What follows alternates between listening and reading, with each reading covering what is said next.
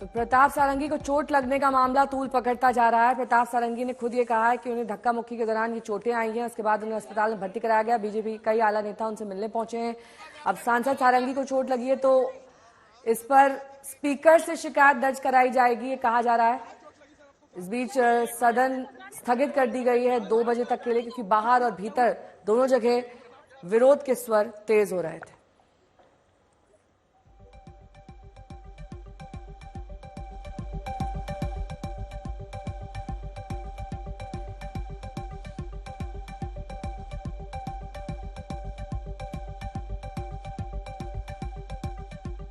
को भी धक्का लगी है, पूरी घटना हुई पार्लियामेंट के अंदर।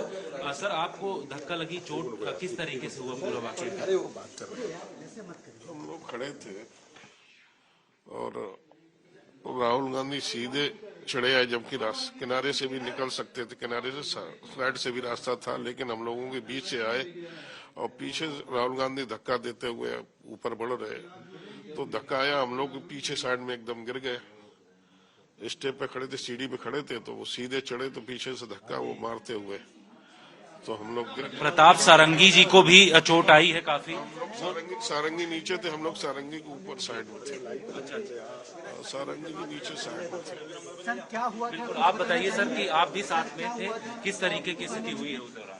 देखिए, उस समय राहुल गांधी आ रहे थे, उनके साथ काफी भीड़ थी और उन्होंने बाकायदा उनके साथ जो भीड़ थी वो धक्का दे रही थी। मुझे भी धक्का लगा, लेकिन मैं संभल गया। हमारे साथ में मुकेश राजपूत थे, ये गिर गए। जगह कांग्रेस और बाकी साथी दल हर रोज खड़ा करते हैं और वहां प्रदर्शन करते हैं।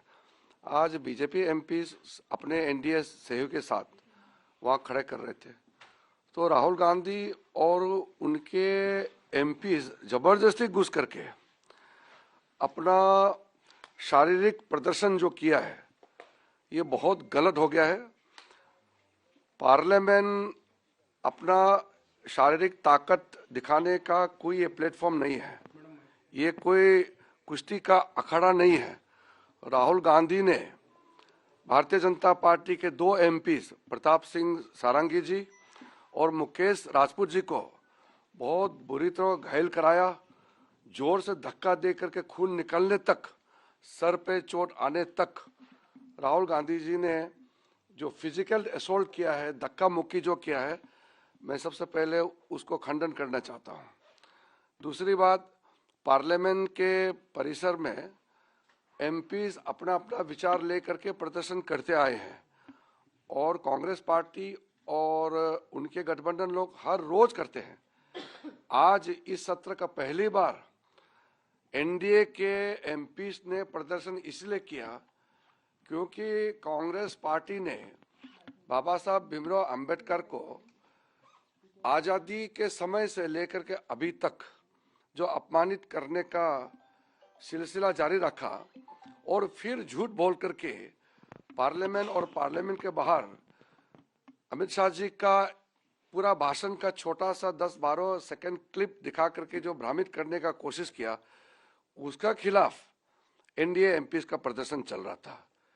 तो अपना अपना बात रखने का अधिकार होता है। कौन सा कानून राहुल गांधी को वो ताकत दिया है कि वो आकर के दूसरे एमपी को धक्के मार करके चोट पहुंचाने का? मैं अभी सीधा सीधा राहुल गांधी को सवाल करना चाहता हूं कि अगर सब लोग अपना ताकत दिखा करके मारपीट करने लग जाएंगे तो पार्लियामेंट कैसे चलेगा? वो नेता प्रतिपक्ष है, क्या कोई ऐसा धक्का बॉक्सिंग मार करके एमपीज के साथ व्यवहार करेंगे? हम लोग तो बहुत संयम से अपने आप को मेंटेन किया है। भारतीय जनता पार्टी के एनडीए के एमपीज कोई भी फिजिकल एक्शन नहीं करते हैं, जो बोलना है बात रखते हैं, लोकतंत्र में बात रखने का अधिकार है। लेकिन आपका पहलवानी दिखाने का क्या मतलब है? आप एक्सरसाइज करके, आप क्या कराटे कुंफू सीख करके दूसरा एमपी को मारने के लिए सीखा है क्या? ये कोई आपका ताकत दिखाने का अखाड़ा है क्या?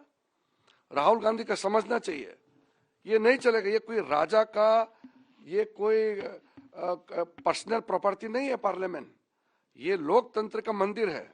यहाँ ताकत दिखाने का और अपना स्मार्टनेस दिखाने का ये कोई जगह नहीं होता है। इसलिए हमारा दोनों एमपीज बहुत गंभीर रूप से घायल हो गए हैं। हम लोग देखेंगे आगे क्या कार्रवाई उठाना है। अभी हॉस्पिटल में गए हैं और अभी इलाज चल रहे हैं। हमारे साथी लोग देखेंगे, मैं भी अभी टाइम निकलने से मैं भी हॉस्पिटल जाके देखूंगा। लेकिन जो तस्वीरें सामने में आए हैं और जो लोग मौजूद थे, प्रेस के लोग भी मौजूद थे, सबने बताया कि राहुल गांधी सीधा आकर के एकदम सबको धक्का मुक्की करके हमारे दोनों एमपी को इतना बुरी तरह मारा। अगर हमारे एमपी भी हाथ उठाते तो क्या होते?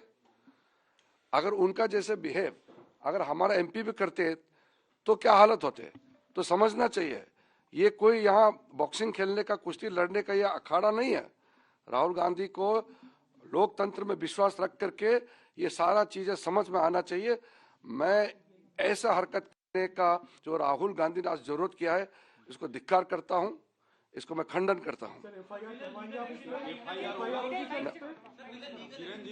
First of all, see, let me be very clear. Makkar Dwar is the main entry gate of the members of parliament to both Lok Sabha and Rajya Sabha.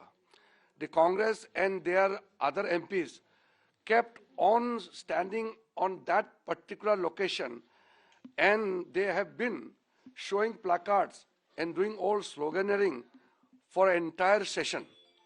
Today, for the first time, the NDA MPs went there to protest against the insult of Ambedkar by Congress party since 1951. And all the Congress conduct of opposing reservations and insult of the SC, ST and OBC communities. For the first time, the NDA MPs went there to protest. While the NDA MPs are on the protest at Makkar Dwar, the main gate, the Congress MPs led by Rahul Gandhi came and assaulted, pushed two MPs of BJP and pushed around other MPs also. Two of the BJP MPs, Pratap Singh Sarangi and Mukesh Rajput, they received very grievous injury. So I want to tell Rahul Gandhi, if you resort to this kind of physical violence, if other MPs also start resorting to physical violence, what will happen? We believe in democracy. You express peacefully. You have a right to expression. Speak whatever you want. This is a democratic country. Who has given authorized to Rahul Gandhi to use his physical power against other MPs? It doesn't mean that the other MPs are weak.